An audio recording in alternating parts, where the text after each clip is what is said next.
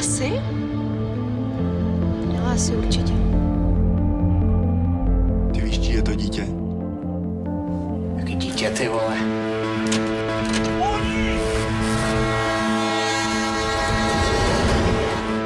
My jsme to dobře zaštípali, on se mi neříkal, vole. Tady to, kdybychom chtěli střelit, tak dostaneme balík. Na. Segra. Není ti máme líto? Ona ti věří, chápeš to? Je na čase, aby se začal pomalu vracet. Jo.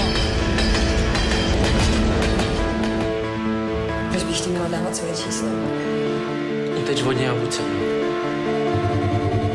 Stále 2 litry.